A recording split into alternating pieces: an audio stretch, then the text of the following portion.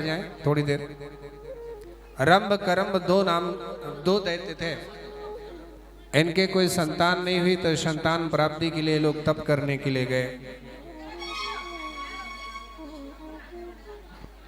थोड़ा शांति का दान बनाएं, कथा चल रही है अभी।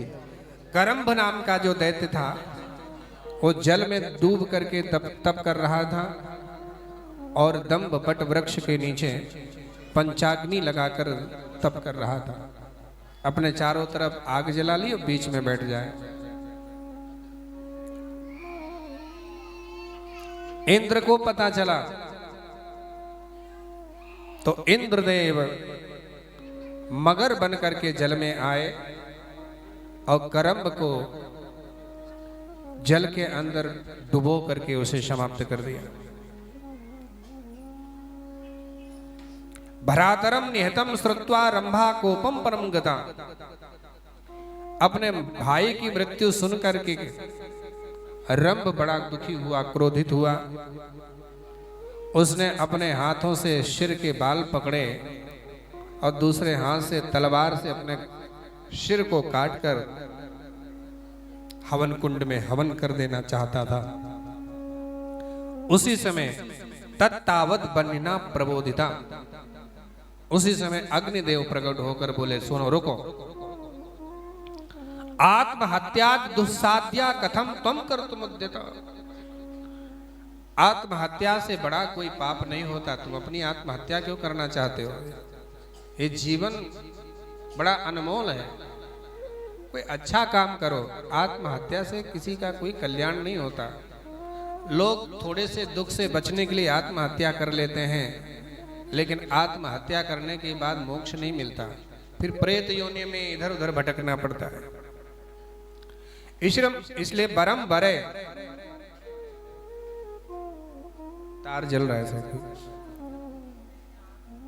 तार जलने की आ रही। वरम वरे भद्रम ते यस्ते मनसि वर्तते। तुम्हारे मन में जो अभिलाषा हो मांग लो, वरदान मांग लो, अग्निदेव ने कहा। तो तत्श्रुत्वा वचनम रंभा पावकस्य सुभाषितम। रंभ ने अग्निदेव की जब बात सुनी तो उसने क्या मांगा कि त्रैलोक की विजयी पुत्र स्यान्यः परबलार्दनः।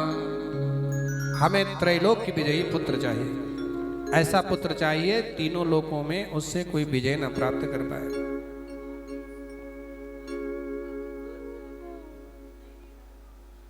अग्निदेव ने कहा ठीक है, ऐसा ही पुत्र होगा। यस्याम चित्तम तु रंभत्वम प्रमदायाम करिष्यसि। जिस स्त्री के प्रति तुम्हारा काम पूर्वक मन शकाम हो जाएगा, तुम्हारा मन जिस स्त्री के प्रति शकाम हो जाएगा, उसी के गर्भ से ऐसा पुत्र पैदा होगा। और तपस्या करके जैसे ही बाहर निकला, एक यक्षिणी भैंस बन के घूम रही थी। भैंस घूम रही, पहली नजर उसी पर पड़ी और रंभ का मन उसी पर डोल गया। उस महसी के साथ में इसका संबंध हुआ। रंभोपि गबनम चक्रे सातु गर्भवती जाता महसी तस्य वीरता। और रंभ नाम के दैत्य से वो महसी जो थी भैंस, वो गर्भवती हो गई। रंभ पाताल लोक में रहता था, वहीं पर उसको ले गया। ताम गृहीत्वा पातालम प्रविवेश मनोहरम। पाताल में रह रहा था। उसी समय कदाचित महिषश्चान्यः, एक किसी दूसरे हट्टे कट्टे भैंस ने इस भैंस को देखा। ये भी बड़ी मस्त थी, जवान थी। इसको देखकर दूसरा भैंसा इसके ऊपर जो है इसको पाने के लिए दौड़ पड़ा। ये अपनी जान बचाने के लिए भागी यक्षों के पास। यक्षों ने आक्रमण करके उस दूसरे भैंसे को महाराज वाण बरसाकर समाप्त कर दिया। स्वरक्षार्थम समागत्य महिषम समताडयत सोपितम निजघनानासु श्रृंगाभ्याम काम मोहिता। महाराज अपनी पत्नी को बचाने के लिए रंभ युद्ध करने के लिए आया, उस भैंसे ने रंभ को मार दिया, महसी के पति को। वो भागी यक्षों के पास, तो यक्षों ने उस भैंसे को मार दिया जो पीछे पड़ा था। मृते भरत रिसादीना भयार्ता विद्रुता प्रथम। ये जो महसी भैंस थी, पति के मर जाने पर इसे बड़ा दुख हुआ। जब चिता लगाई गई, यक्षों ने लगाई रंभ के लिए, उस चिता में रंभ को लिटाया, तो इस भैंस ने भी सोचा कि मैं भी अपने पति के साथ में सती हो जाऊंगी। वो भी महाराज उसी चिता में बैठ गई। चितायाम रूपया मासुस्तस्य देहस्य। और जब चिता जलने लगी महाराज धू धू करके, तो क्या हुआ, वो महसी, उसके जलने से, उसके शरीर से एक भयानक दैत्य उत्पन्न हो गया जिसका नाम महिषासुर रखा हुआ। और जो रंभ जो जला, उसके शरीर से एक दूसरा दैत्य उत्पन्न हुआ जिसका नाम रक्त बीज हुआ। रंभ के शरीर से रक्त बीज और भैंस से महिषासुर का जन्म हुआ। दोनों बड़े भयानक। महिषस्तु चिता मध्यात् समुत्पन्नो महाबला। चिता के मध्य से महिषासुर का जन्म हुआ भैंस से, क्योंकि उसके गर्भ में था। ये महिषासुर बड़ा बलवान, बड़ा ताकतवर, रक्त बीज साथ में, दोनों बड़े हुए। बड़ी कठोर ब्रह्मा जी की तपस्या की, अजर अमर होने का वरदान मांगा। ब्रह्मा जी ने कहा ये वरदान नहीं दे सकता, कोई दूसरा वरदान मांगा। तो इसने कहा तो ठीक, पुरुष जाति से मेरी मृत्यु ना हो। क्या? महिषासुर ने वरदान मांगा कि पुरुष जाति से मेरी मृत्यु ना हो। स्त्रियों से तो कोई डर है ही नहीं, अबला है, क्या मानेंगी हमको। ब्रह्मा जी ने कहा तथास्तु। हाथ में अस्त्र शस्त्र लेकर के अपने अन्य दैत्यों को भी इकट्ठा किया है। चिक्षुर है, ताम्र है, असलोमा है, बिडाल है, कालबंध, त्रिनेत्र, इन सब दैत्यों की सेना एकत्रित की। और महाराज इसने स्वर्ग पर चढ़ाई कर दी, यक्ष लोक पर, कुबेर लोक पर, गंधर्व लोक पर, सब देवताओं को मार मार करके उनके लोक से भगा दिया और अपना आदमी हर जगह नियुक्त कर दिया। स्वर्ग लोक पर अधिकार जमा लिया। देवता बेचारे सब भागे भागे ब्रह्मा जी के पास गए। महाराज आपने कैसा वरदान दे दिया, वो महिषासुर हम सबको अपने अपने लोकों से, घर से भगा दिया, कब्जा कर लिया। आप कुछ करो। बोले मैं अब कुछ नहीं कर सकता, चलो नारायण के पास चलते हैं। नारायण साथ में लेकर शिव जी के पास गए। सब देवता, ब्रह्मा विष्णु महेश और सभी देवता एकत्रित हैं। कुछ समझ में नहीं आ रहा है इस महिषासुर का वध कैसे हो।